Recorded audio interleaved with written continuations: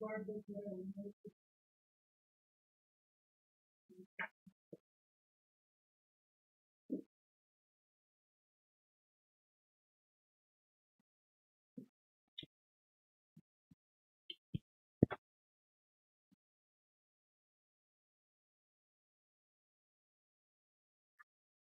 नमस्कार साथियों, good morning प्यारे दोस्तों, जय हिंद, वंदे मातरम, राधे राधे। आज की जो हमारी क्लास है दोस्तों, उसके अंतर्गत टॉपिक चल रहा है हमारा अलंकार। और इससे पहले जो क्लास हुई थी उसमें हम शब्द अलंकार के बारे में पढ़ रहे थे, ठीक है जी। तो अलंकार के भेद, मूल रूप से अलंकार के दो भेद होते हैं। इनमें एक होता है शब्दालंकार और दूसरा होता है अर्थ अलंकार। तो जो ये पहला भेद होता है शब्द अलंकार, इसमें शब्द के कारण चमत्कार उत्पन्न होता है। दूसरा होता है अर्थ अलंकार, इसमें अर्थ के कारण वाक्य की, पंक्ति की, गीत की, कविता की शोभा बढ़ती है। ठीक है, शब्द अलंकार के जो भेद हैं, इसमें जो भेद हैं वो पढ़ेंगे हम 7 भेद, जिसमें से 4 भेद बेसिकली कल आपको बता दिए गए थे। इसके बाद इसके अंतर्गत पढ़ेंगे हम 12 भेद। कितने पढ़ेंगे? 12। काव्य की दृष्टि से 36 प्रकार के अर्थालंकार के भेद होते हैं, लेकिन परीक्षा की दृष्टि से अर्थालंकार के 12 भेद ही अपने आप में क्या है? महत्वपूर्ण है। अब इसमें से पहला जो भेद है हमारा, वो है शब्द अलंकार में अनुप्रास। तो अनुप्रास अलंकार, अनुप्रास अलंकार में क्या होता है? वर्ण की आवृत्ति, जहां वर्ण या वाक्य की आवृत्ति एक ही अर्थ में तो हो, वो क्या कहलाता है? अनुप्रास अलंकार। इसके बाद अनुप्रास अलंकार के भेद, अनुप्रास अलंकार, अनुप्रास अलंकार के भेद। तो अनुप्रास अलंकार के भेद कितने होते हैं? 5 भेद होते हैं अनुप्रास अलंकार के। और इनमें से 5 भेदों में से एक भेद होता है हमारा 6 का अनुप्रास। क्या होता है? 6 का अनुप्रास। 6 का अनुप्रास कहाँ होगा? अनेक वर्ण, अनेक वर्णों की, अनेक वर्णों की समान, अनेक वर्णों की समान क्रम में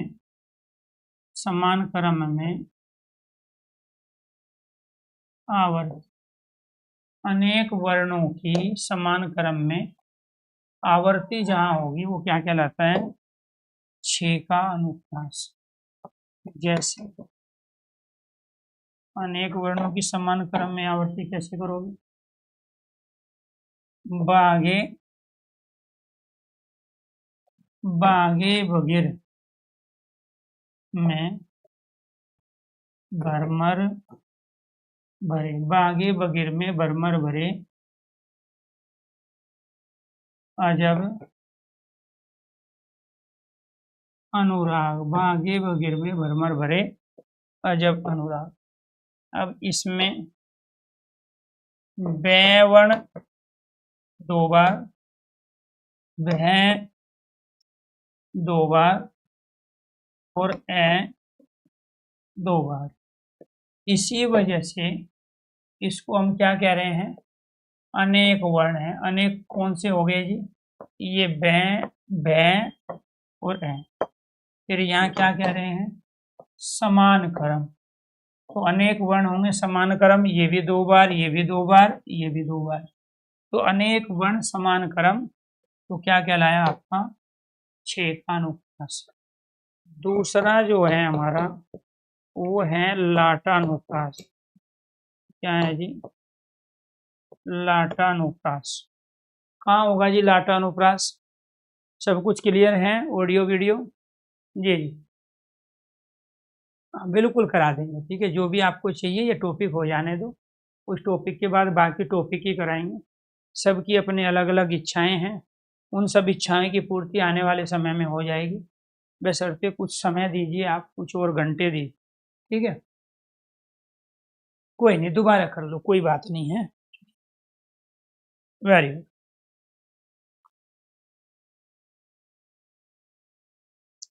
तो ये ऐसे टॉपिक हैं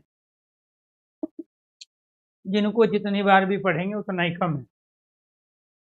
अब लाटानुप्रास कहाँ होगा? जहां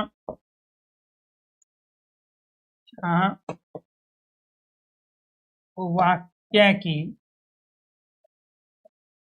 आवर्ती, जहां वाक्य की आवर्ती एक ही अर्थ में हो, जहां वाक्य की आवर्ती एक ही अर्थ में हो, जहां वाक्य की आवर्ती एक ही अर्थ में हो, क्या कहलाता है? वो लाटानुप्रास कहलाता है। जैसे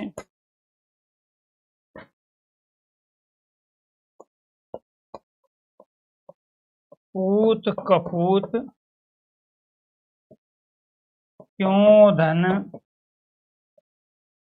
संचय, और पूत सपूत, पूत सपूत क्यों धन संचय, पूत कपूत क्यों धन संचय, पूत सपूत क्यों धन संचय। तो ये क्या है जी? वाक्य रिपीट हो गया एक ही अर्थ में। दूसरा, राम भजन जो करत नहीं, राम भजन जो करत नहीं, भव सागर, भव सागर ताही पार नहीं। राम भजन जो करत नहीं, भव सागर ताही पार नहीं, और राम भजन जो करत नहीं, राम भजन जो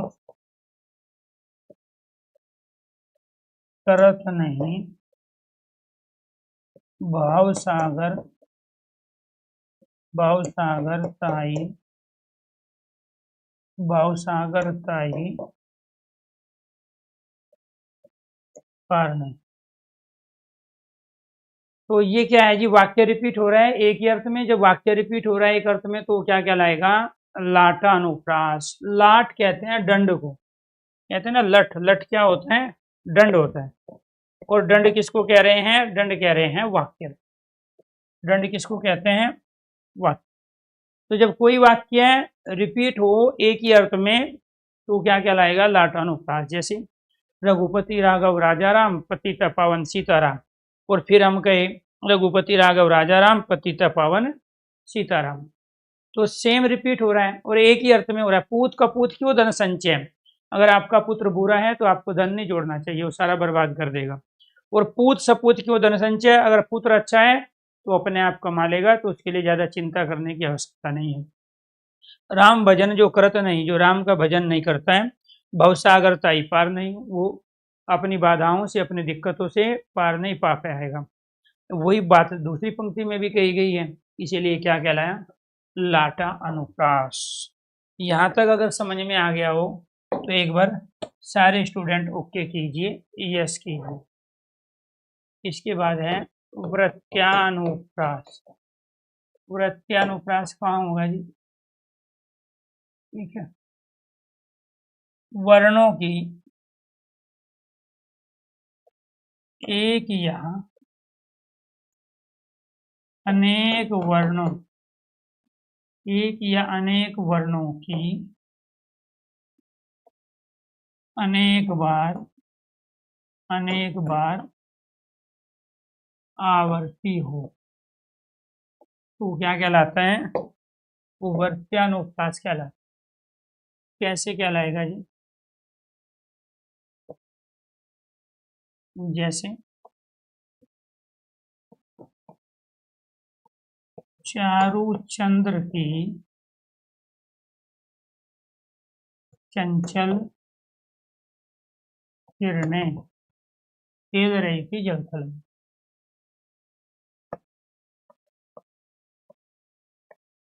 जैसे नभ में तारे हैं, जैसे नभ में तारे हैं, तेते तुम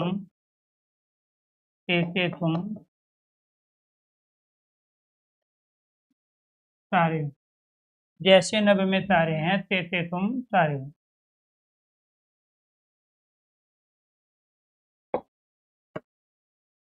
इसके बाद श्रुत्यानुप्रास क्या है जी? श्रुत्यानुप्रास। श्रुत्यानुप्रास कहाँ होता है? एक ही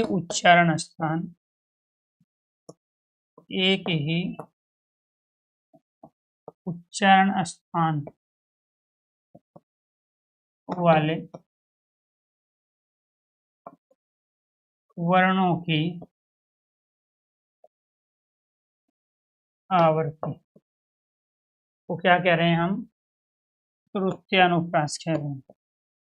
एक ही उच्चारण स्थान वाले वर्णों की आवर्ती को क्या कहते हैं हम? श्रुत्यानुप्रास। दूसरा, वर्णों की वह आवर्ती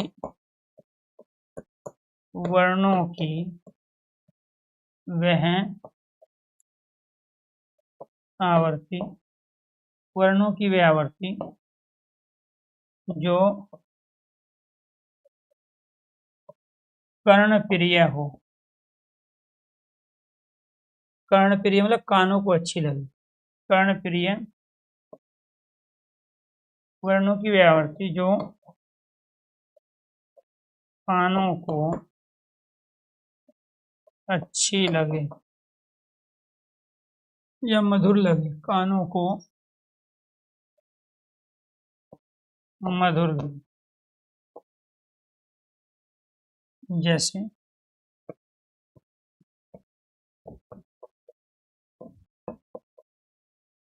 लैला तुझे लौट लेगी,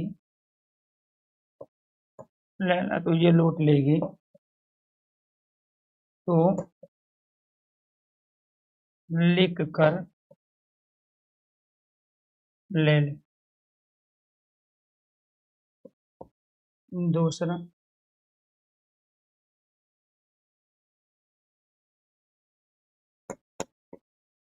चंदू के चाचा ने चंदू की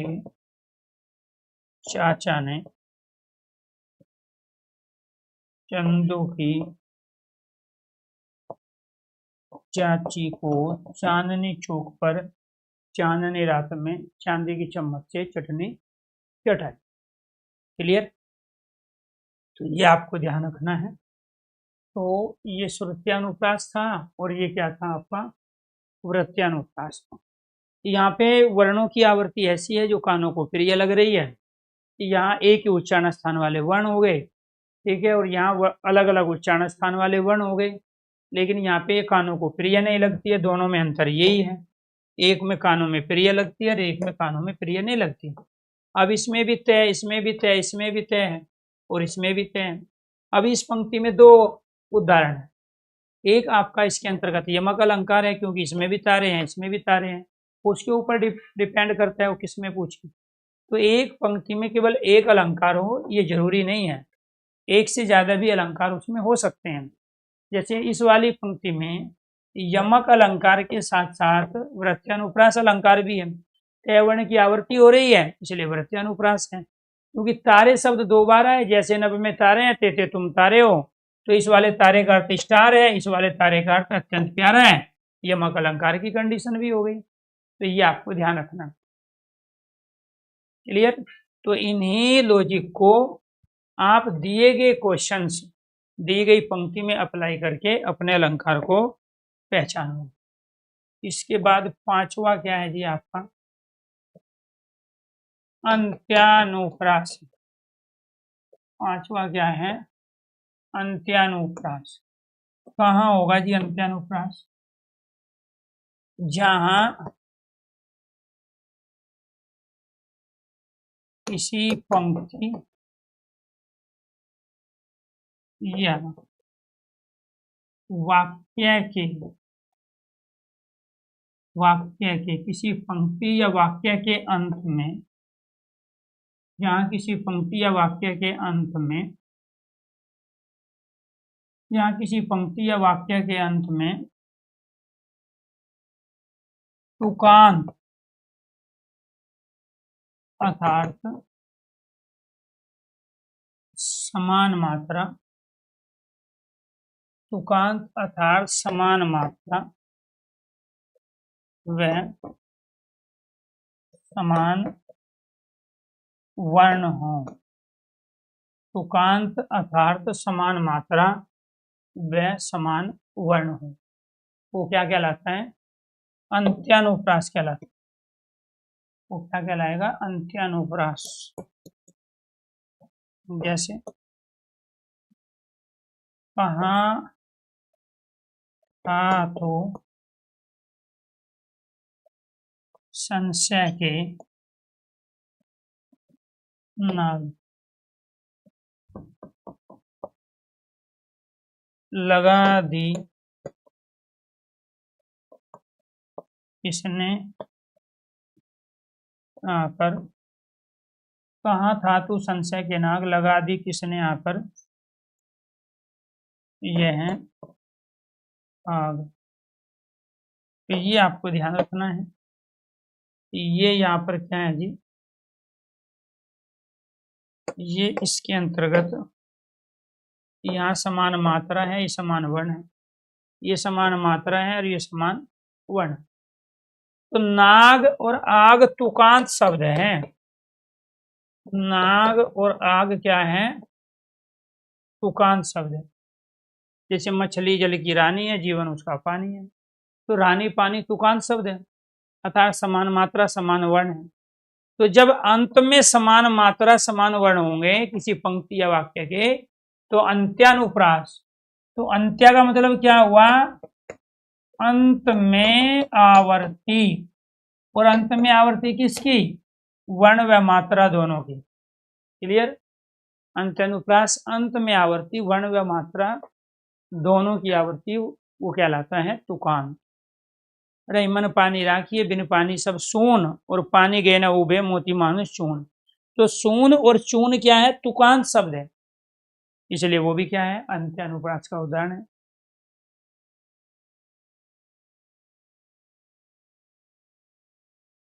जी जी, वेरी गुड। क्लियर है यहाँ तक? तो ये थे जी अनुप्रास अलंकार के 5 भेद। ठीक है जी, जहां वर्ण या वाक्य की आवर्ती एक ही अर्थ में हो, अनुप्रास अलंकार कहलाते हैं। अनुप्रास के कितने भेद होते हैं? 5।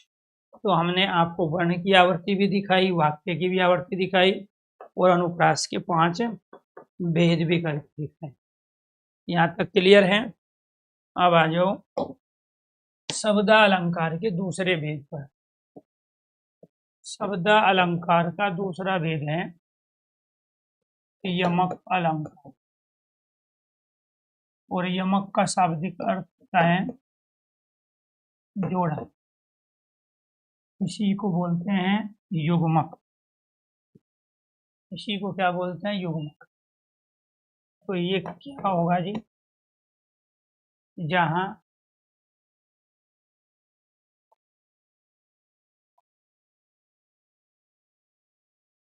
यहाँ किसी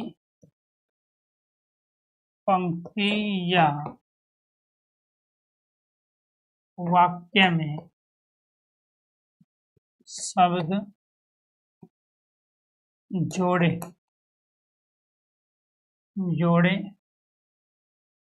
के रूप में आकर, जहाँ किसी पंक्ति या वाक्य में सब जोड़े के रूप में आकर भिन्न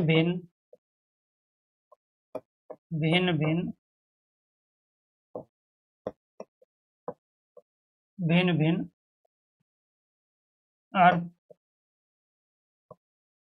प्रकट करे, भिन्न अर्थ प्रकट करे। दूसरा, जहाँ शब्द समसंख्या, जहाँ शब्द समसंख्या 2, 4 के क्रम में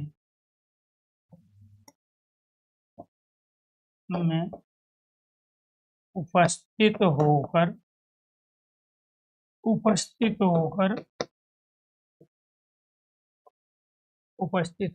अलग अलग अर्थ दे, वो क्या कहलाता है? यमकलम। जैसे सजना है मुझे, सजना के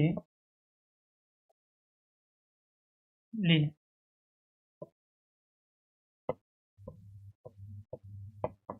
तीन बेर आती हैं वह तीन बेर आती है। काली घटा का घमंड घटा।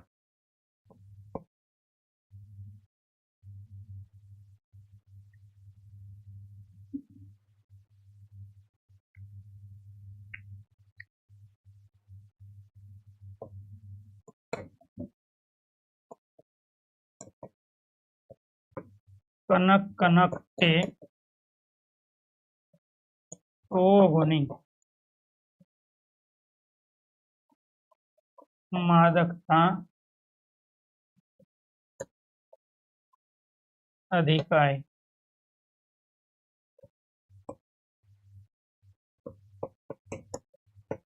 जैसे नभ में तारे हैं, कहते तुम तारे हो। तो दोस्तों आपको ये ध्यान रखना है, यहाँ पे सजना, यहाँ भी सजना, तो शब्द क्या हुआ? रिपीट हो गया, लेकिन अर्थ दोनों जगह अलग है। पहली सजना का सवर्ण है, दूसरा सजना जिस व्यक्ति के लिए सवरा जा रहा है। 3 बेर खाती है, तो 3 टाइम खाती है, एक सुबह को, दोपहर को, शाम को। वह 3 बेर खाती है, ये वाला बेर का अर्थ यहाँ क्या हो गया? फल।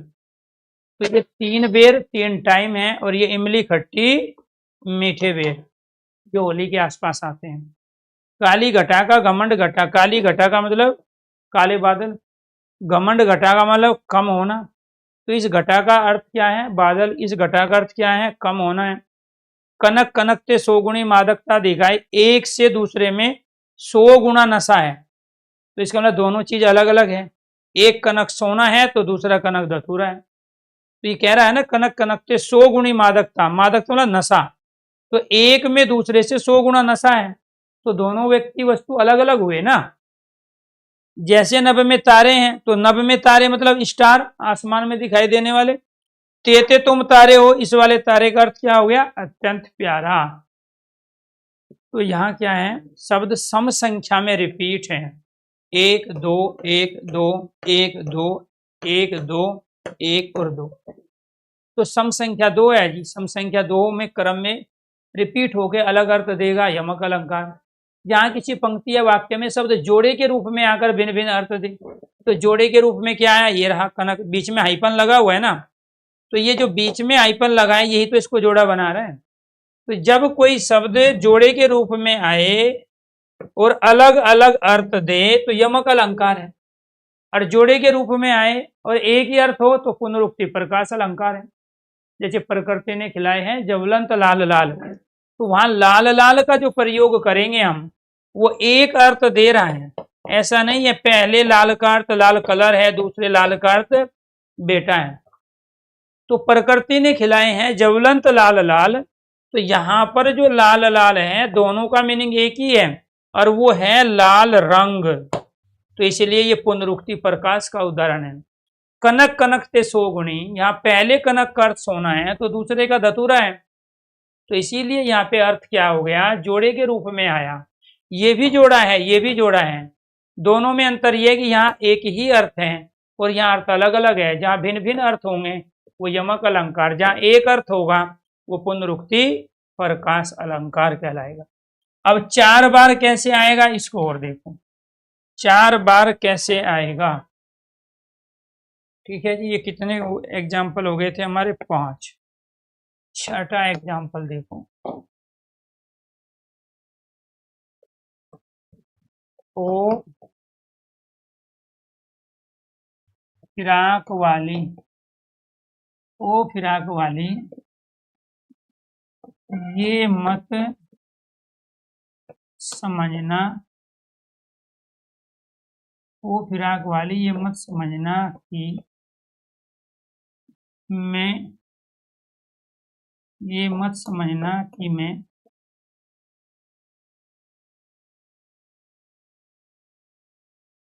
ओ फिराक वाली ये मत समझना कि मैं तेरी फिराक में हूँ।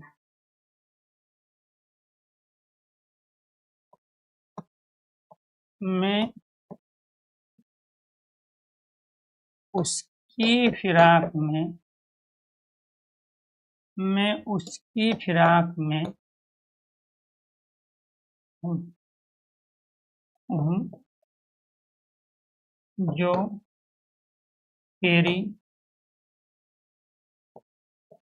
तेरी फिराक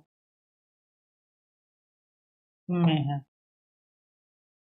तो यहाँ 4 बार आ गया, यहाँ पे फिराक शब्द आ गया जी, एक फिराक यहाँ पे है, 2 3 और 4, 4 होती है सम संख्या। 4 क्या होती है, तो ये आपको ध्यान रखना है कि जब कोई शब्द 2 बार या 4 बार आए, हर बार अर्थ अलग हो। 2 बार तो ये आ गए हैं जी, 1 2 1 2 1 2, यहाँ पे 4 बार ये रहा जी, सम संख्या में रिपीट होके अलग अर्थ दे। ओ फिराक वाली, ये फिराक लड़की जो वस्त्र पहनती है फिराक वो हुआ। ये मत समझना कि मैं तेरी फिराक में हूँ, यहाँ फिराक का अर्थ तलाश है, मैं उसकी फिराक में हूँ, मैं उसकी खोज में हूँ जो तेरी फिराक में, जो तुझे पाना चाहता है। तो यहाँ पर क्या है, फिराक शब्द के 4 बार अलग अलग अर्थ, और ये डेफिनेशन है। जहां शब्द सम संख्या 2 4 के क्रम में उपस्थित हो गए अलग अलग अर्थ दे तो वो क्या कहलाता है, वो कहलाता है यमक अलंकार। ये तो जोड़े के रूप में होगा, जोड़ा कहाँ था, ये रहा था कनक कनक। या युग्मक के रूप में होगा, युग्मक कहाँ है, सजना सजना, बेर बेर, घटा घटा, ठीक है, यहाँ तारे तारे, ये युग्मक कहलाता है। जब शब्द जोड़े के रूप में ना आके उनके बीच में दूसरे शब्द आ जाए तो क्या कहलाता है, वो युग्मक कहलाता है। क्लियर, तो ये क्या कहलाया जी, आपका यमक अलंकार कहलाया। इसके बाद आ जाओ आप श्लेष अलंकार पे। तीसरा भेद क्या है, श्लेष अलंकार है। श्लेष अलंकार, श्लेष का शाब्दिक अर्थ क्या होता है, चिपकना, इसको क्या बोलेंगे, चिपकना। तो कहाँ होगा जी श्लेष अलंकार, जहां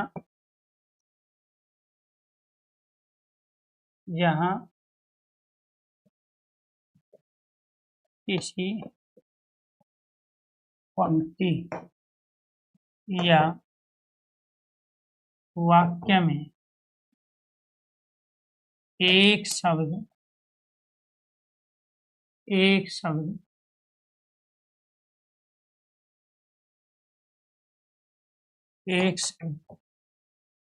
भिन्न भिन्न अर्थ, एक शब्द भिन्न भिन्न अर्थ प्रकट, भिन्न भिन्न अर्थ प्रकट करते हुए दूसरे शब्दों के साथ चिपका होता है या जुड़ा होता है। चिपका अर्थात जुड़ा होता है, वो क्या कहलाता है? सलेश अलंकार। जहाँ कोई शब्द विषम संख्या, जहाँ कोई शब्द विषम संख्या 1, 3, जहाँ कोई शब्द विषम संख्या 1, 3 के क्रम में उपस्थित होकर 1, 3 के क्रम में उपस्थित होकर अलग अलग अर्थ दे, उपस्थित होकर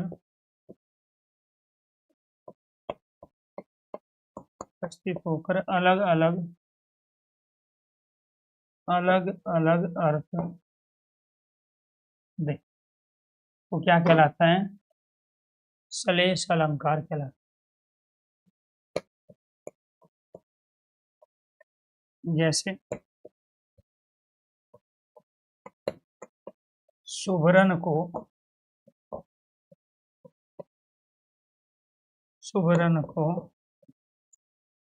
ढूंढत फिरत कवि व्याभिचारी चोर। अब यहाँ जो सुभरन के अर्थ है ना, वो अलग अलग अर्थ है। एक सुभरन का अर्थ है सुंदर वर्ण, तो सुंदर वर्ण किसको चाहिए? कवि को, अपनी कविता लिखने के लिए। एक है यहाँ पे सुंदर स्त्री, सुंदर स्त्री किसको चाहिए? व्याभिचारी को। एक सुभरन का अर्थ है सोना, और सोना किसे चाहिए? चोर। अब आप ये कहोगे सर हमें कैसे पता चलेगा यहाँ सुभरन के 3 अर्थ हैं? तो शाब्दिक अर्थ की नॉलेज होना जरूरी है किसी भी भाषा के लिए, ठीक है? तभी तो आपको 4200, 4000, 4800 पे ग्रेड की नौकरी मिलेगी। अगर इतनी चीज आपकी समझ में नहीं आएगी तो आपको डिक्शनरी लेके शब्दों का अर्थ जानना जरूरी है।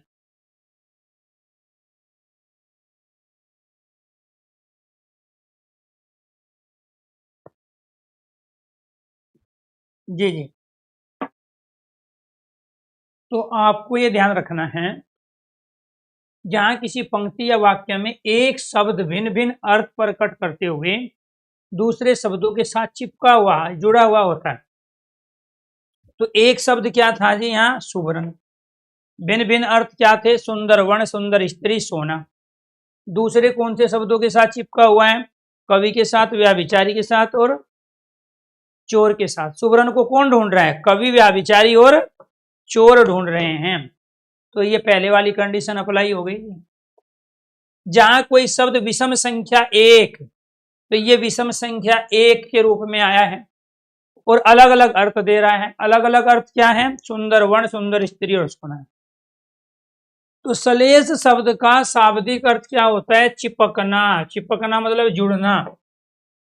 तो यहाँ एक शब्द 3 अलग अलग शब्दों के साथ जुड़ा है, चिपका हुआ है अपने अलग अलग अर्थ के साथ। तो इसीलिए क्या कहलाया? ये सलेश अलंकार कहलाया। तो यहाँ जो अर्थ देगा वो दिए गए सेंटेंस में शब्दों के अनुसार देगा, ये आपको ध्यान रखना है। यहाँ पर क्या था जी, एक फिराक वाली, तो यहाँ क्या है, फिराक वस्त्र है, ठीक है। मैं तेरी फिराक में हूँ, ठीक है। ये मत समझना कि मैं तेरी फिराक में हूँ अर्थात तलाश में हूँ, मैं उसकी फिराक में हूँ, मैं उसको खोज रहा हूँ, जो तेरी फिराक में जो तुझे पाना चाहता है। यहाँ भी अर्थ अलग अलग थे, यहाँ भी अर्थ, अंतर क्या है, यहाँ पे चिपकता है दूसरे शब्दों के साथ, यहाँ नहीं चिपकता है, यहाँ पे अलग अलग अर्थ दे रहे हैं, ठीक है।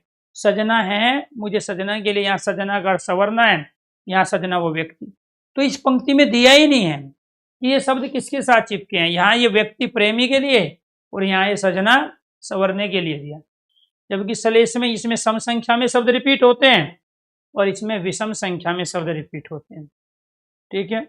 दूसरा एग्जाम्पल देखिए क्या है जी, दूसरा एग्जाम्पल, मोहब्बत बरसा देना, मोहब्बत बरसा देना तो सावन आया है, मोहब्बत बरसा देना तो सावन आया है। तो यहाँ सावन के दो अर्थ, एक सावन का महीना जिसमें बरसात होती है और दूसरा सावन वो प्रेमी वो व्यक्ति जिसके लिए मोहब्बत बरसाने की बात हो रही है, ठीक है जी। एक बार आया, एक विषम संख्या है, रहीमन पानी राखिए, बिन पानी सब सोन, रहीमन पानी राखिए बिन पानी सब सोन, और पानी गए न उभरे, पानी गए न उभरे, पानी गए न उभरे, मोती मानुष सोन, मोती मानुष।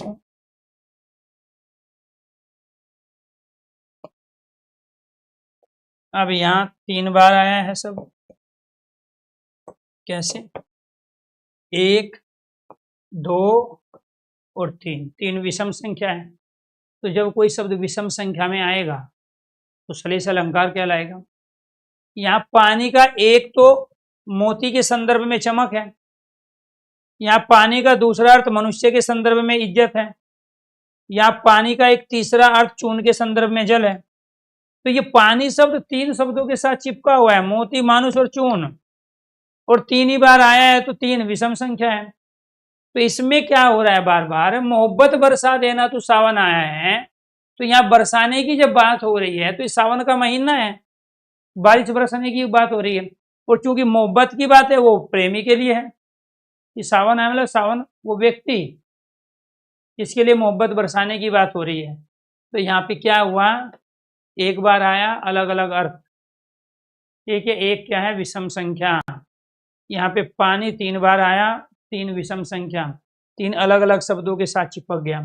तो सलेश के अंतर्गत शब्द का अर्थ वही होगा जो पंक्ति में दिया गया है। यहाँ पानी का अर्थ मोती के संदर्भ में चमक है, यहाँ पानी का अर्थ मनुष्य के संदर्भ में इज्जत है, और यहाँ पानी का अर्थ चून के संदर्भ में आटा है।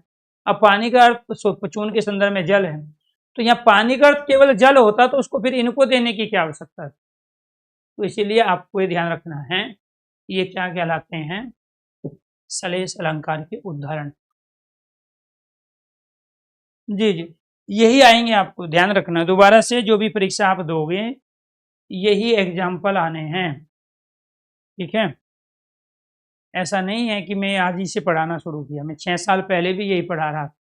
हाँ, इनमें चीज़ें ऐड होती चली जाती है, ठीक है। क्वेश्चंस की वैरायटी जैसे बदलती है तो उस तरीके से कॉन्सेप्ट भी बदलता जाता है। जी जी, तो ये आपको ध्यान रखना है। तो ये क्या था, सलेश अलंकार। तो यहाँ पे शब्दा अलंकार के जो 4 भेद थे, 7 भेद थे, वो सातों के सातों आपके हो गए, क्योंकि मैंने कल भी चर्चा की थी। क्या है, शब्द अलंकार के भेद, और वो भेद है 7।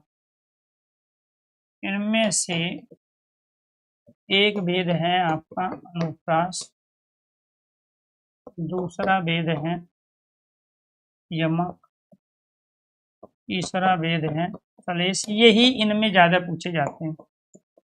चौथा है वक्रोक्ति, जहां बात को सीधे सीधे ना कह के घुमा फिरा के कहा जाता है। इसके बाद क्या है जी, प्रश्नालंकार। प्रश्नालंकार कहाँ होगा, जहां प्रश्नवाचक शब्द आए या प्रश्नवाचक चिन्ह आए। विप्सालंकार कहाँ होगा, जहां मनोविकार मनोभाव आ जाए, विषम्य बोधक चिन्ह हो। और एक था आपका पुनरुक्त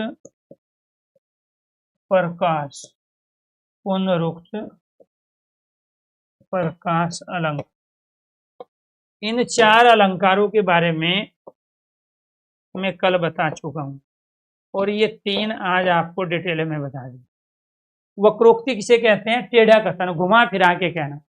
जैसे सरदार पटेल भारत के लौह पुरुष थे, तो उनका जो शरीर था हमारे शरीर के जैसा था, लेकिन उनको लौह पुरुष कह, लोहे के पुरुष नहीं थे, तो उनको दृढ़ संकल्पी व्यक्ति ना कह के सरदार पटेल को लौह पुरुष कह रहे हैं, यही वक्रोक्ति है।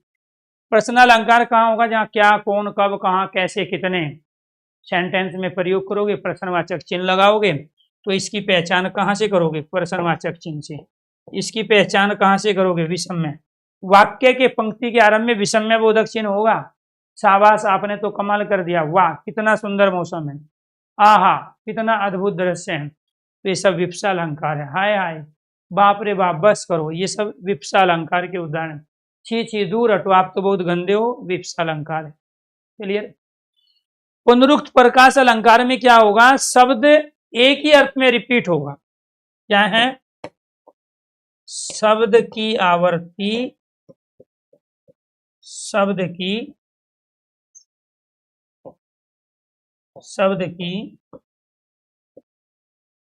आवर्ती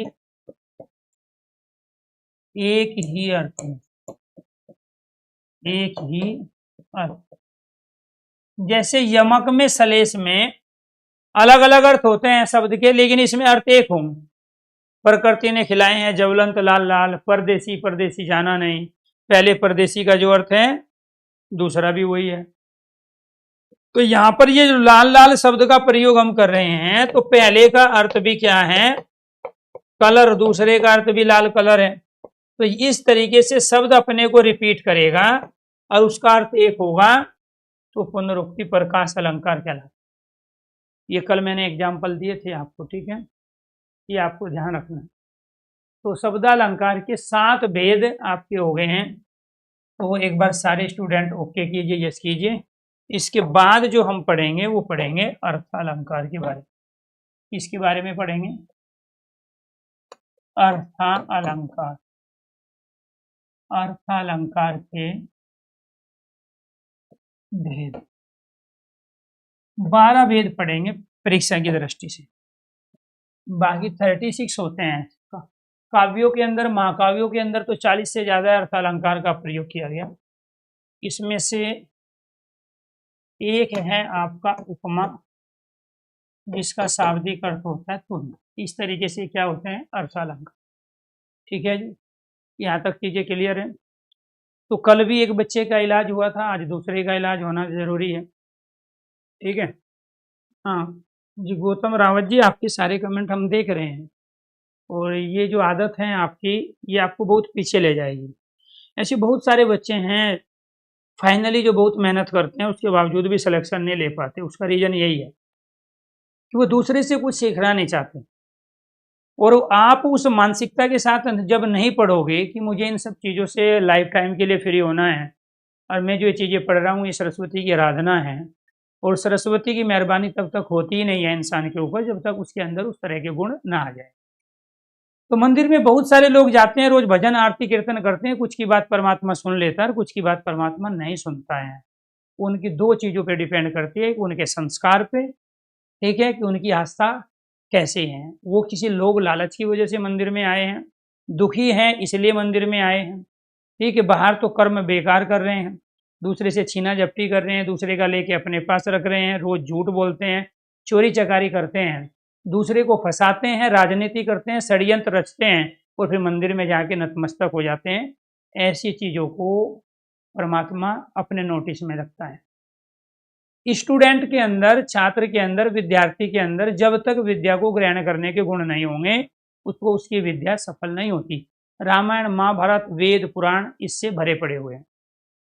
ठीक है, एक से एक बड़े ज्ञानी रहे हैं पहले, ठीक है, उनके बहुत सारे शिष्य रहे हैं, उनमें से कुछ शिष्य कामयाब हो गए और कुछ शिष्य अहंकार की वजह से, घमंड की वजह से, अपने पढ़ाई में कि मुझे ये भी आता है, मैंने यहाँ से भी पढ़ लिया, मैंने वहाँ से भी पढ़ लिया, उसने मुझे ये पढ़ाया, उसने मुझे ये पढ़ाया, किताबों से मैंने ये पढ़ा, इस चक्कर में उनकी विद्या निष्फल होती है। सबसे पहले आप पात्र बनो, ज्यादा जरूरी होता है कि सिलेक्शन लेने के लिए। अगर आप पात्र तो हो विद्यार्थी विद्या ग्रहण करने के, तो विद्या आपके काम आएगी। आप में से बहुत सारे बच्चे हैं पात्र नहीं है, जैसे फॉर एग्जाम्पल बहुत सारे लोग शादी में जाते हैं, शादी का सीजन चल ही रहा है, बहुत सारी पार्टियों का न्योता आपको भी मिल चुका होगा।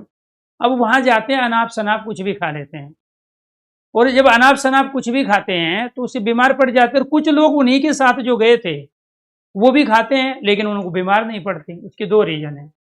एक रीजन तो ये कि एक ने तरीके से खाया था, उसको पता था कब गर्म कब ठंडा, कब नमक और कब मीठा खाना है, और एक ऐसा था जो आगे आ गया, जो अच्छा लगा, ठूस ठूस के अपने पेट में भर लिया। ऐसे ज्ञान के मामले में ब्रेन में चीजें, एक था सीक्वेंस में चीजों को लेके लॉजिकली आगे बढ़ना, और एक जहां से जो मिला आने दो, इधर से भी आने दो, आगे से भी आने दो, पीछे से भी आने दो, और सारी सूचनाएं जितनी भी ग्रहण की वो ज्ञान में कन्वर्ट हो ही नहीं पाई, वो गुड़ गोबर बन गई।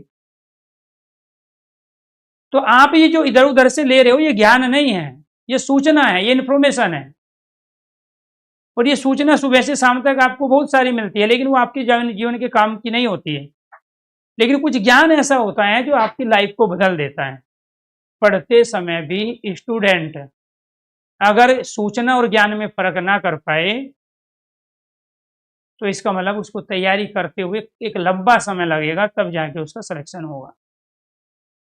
तो मैंने कई बार पहले भी कहा था, कल भी एक बच्चा इस तरह से परेशान था, ठीक है, दे दनादन, दे कमेंट, दे कमेंट। ऐसा मैं आपको कमेंट पढ़ के क्या सुना के क्या साबित करना चाहता हूँ, या आपका उससे क्या भला होने वाला है।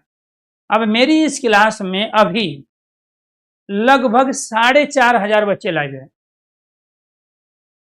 अब इस 4,500 बच्चों में से मैं ये मान के चलता हूं कि 200 बच्चे कमेंट कर रहे हैं, बाकी साइलेंट पढ़ रहे हैं। अगर मैं 200 बच्चों के कमेंट पढ़ूं इस 1 घंटे की क्लास में, आप अंदाजा लगाइए कि उसमें कितना समय जाएगा। क्योंकि मुझे ये पता है आपका सिलेबस ये है, और जिस दिन ये आपका सिलेबस कंप्लीट हो जाएगा, आप इनसे फ्री हो जाओगे, लॉजिक को समझ लोगे, उस दिन आपका सिलेक्शन हो जाएगा। तो ये तो जब कोर्स कंप्लीट हो जाएगा ना आपका, तब भी ये दुविधा रहेगी आप, क्योंकि आपके अंदर एडजस्टमेंट की प्रॉब्लम है। आप कुछ टाइम बहुत ज़्यादा सीरियस हो गए, कुछ टाइम आपको पता ही नहीं आपकी किताबें कहाँ हैं, ठीक है, कुछ टाइम आपको लगता है कि मुझे नौकरी के बिना काम ही नहीं चलेगा, और कुछ टाइम आपको लगता है नौकरी करके क्या करेंगे, हम तो अपने में फन्ने फाँ। तो आपके अंदर जो ये इमोशंस हैं, जो मनोभाव हैं, ये स्थिर नहीं है, बदल रहे हैं। कभी आप पढ़ाई के प्रति बेहद सीरियस हो गए, अरे सर जी आप तो 2 मिनट लेट हो गए सर जी, ठीक है सर जी आप ये लेट क्यों आए सर जी, पहले सर जी से ये पूछेंगे कि लेट क्यों आए, अब ये सिलेबस का हिस्सा ही नहीं है, सर जी लेट क्यों आए। ऐसे यहाँ पे है। तो यहाँ आपको ये ध्यान रखना है कि जो चीज पूछने लायक है पेपर की दृष्टि से, वो मैं आज से नहीं है, पिछले 6 साल से ऑनलाइन पढ़ा रहा हूँ, और पढ़ के हजारों की संख्या में बच्चों ने सिलेक्शन लिया है। ऐसा थोड़ी है कि जो आप पढ़ रहे हो तैयारी अभी चल रही है, आप जिस भर्ती की तैयारी कर रहे हो उससे पहले भी हम बैच लेके आए थे उसी भर्ती का, और बच्चे अपने को तैयार करके बैठे हैं, वो बस एग्जाम की इंतजार कर रहे हैं कब एग्जाम आए।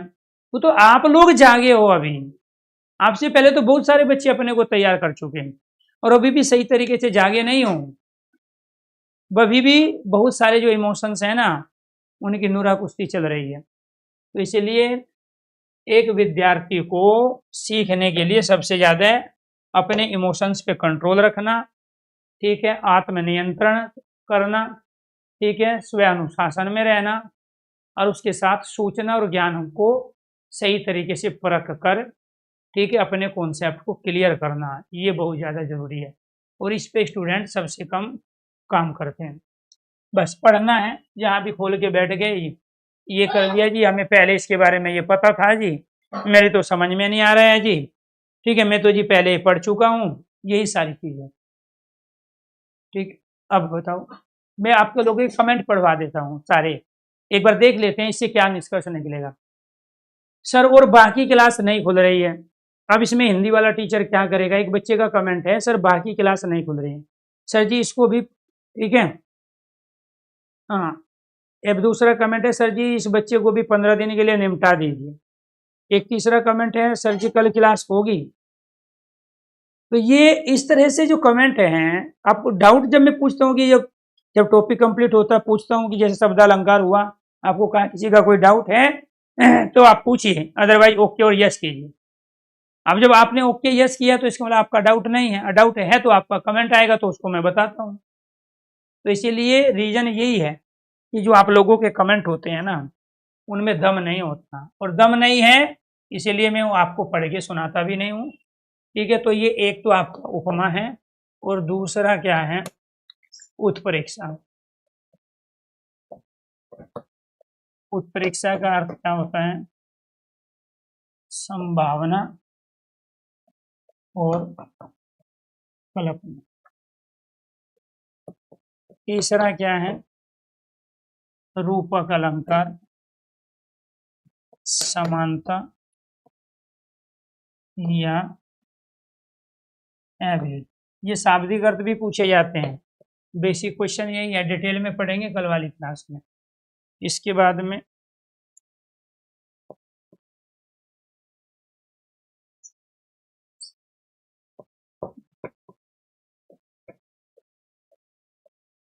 अतिशयोक्ति।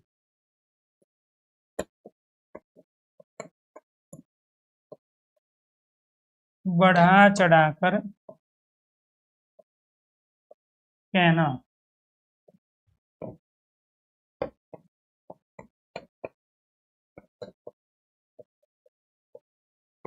विरोधाभास,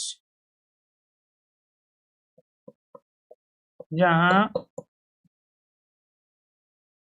वास्तविक विरोध ना हो, जहां वास्तविक विरोध ना हो, ना हो, केवल केवल विरोध का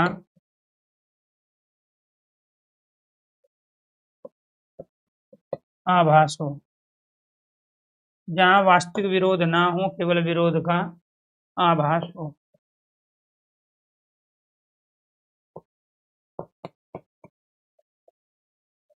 भ्रांतिमान, जहां भ्रम, भ्रांति,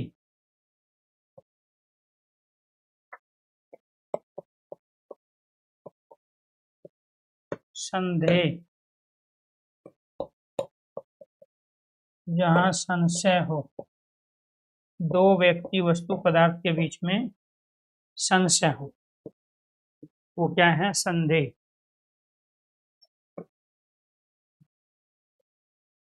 आठवां, विभावना,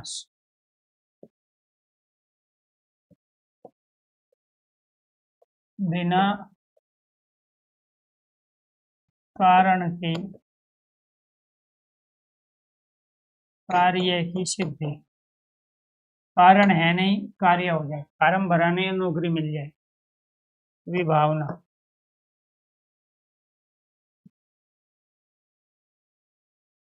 मानवीकरण,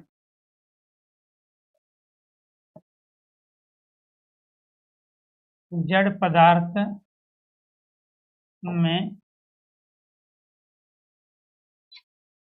चेतन की अनुभूति, चेतन की अनुभूति।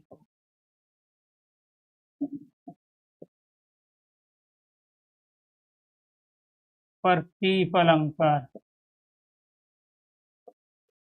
प्रतीप का शाब्दिक अर्थ होता है उल्टा। ये उपमा अलंकार का उल्टा होता है। उपमा का उल्टा क्या होता है? प्रतीप अलंकार।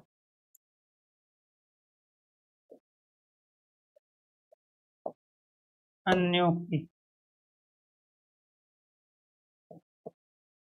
अन्य के द्वारा अन्य को समर्थित, अन्य को समर्थन करते हुए कहना। कहा किसी और को गया हो लेकिन समर्थन किसी और का, वो क्या कहलाता है? अन्योक्ति। इसके बाद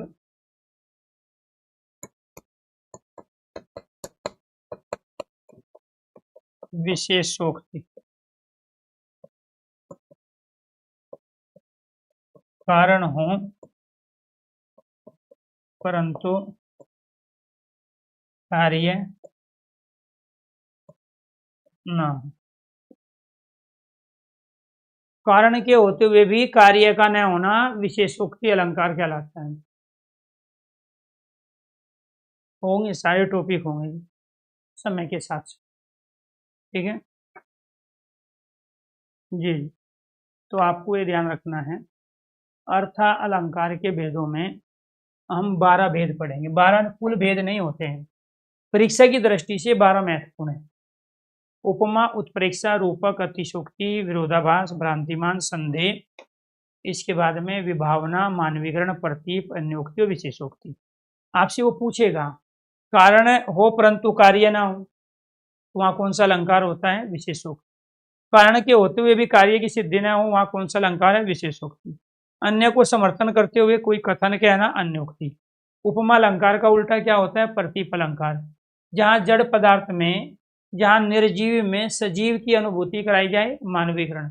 जहां बिना कारण के कार्य हो, कारण हो ही ना, मिट्टी है नहीं घड़ा बना दे, तो क्या कहलाता है? विभावना, ठीक है। इसमें भ्रांतिमान, जहां भ्रम हो लेकिन कुछ ही पल के बाद वो भ्रम टूट जाए, वास्तविकता सामने आ जाए। संदेह में संशय लास्ट तक बना रहे, संशय टूटे ही ना, ठीक है। किसी एक व्यक्ति वस्तु को कोई दूसरी समझ लेना, ठीक है, वो संशय है, और समझकर उसको वास्तविक रूप में ले आना, वो भ्रांति है। जहां वास्तविक विरोध न होके केवल विरोध का आभास हो, वो क्या कहलाता है? विरोधाभास। अतिशोक्ति, बढ़ा चढ़ाकर कहना। रूपक, समानता था तयभेद। उत्प्रेक्षा, संभावना या फिर कल्पना जहां हो। उपमा, जहां तुलना की गई हो। ये थे इसके बेसिक क्वेश्चंस। वो देगा आपको संभावना को प्रकट करने के लिए किसका प्रयोग करते हैं, तो राइट आंसर हो गया आपका यहाँ उत्प्रेक्षा। तो कल यहाँ से पढ़ेंगे हम डिटेल से उपमा अलंकार, ठीक है। सभी साथियों को नमस्कार, धन्यवाद। तो बाकी उपमा अलंकार के बारे में जानेंगे कल वाली क्लास में।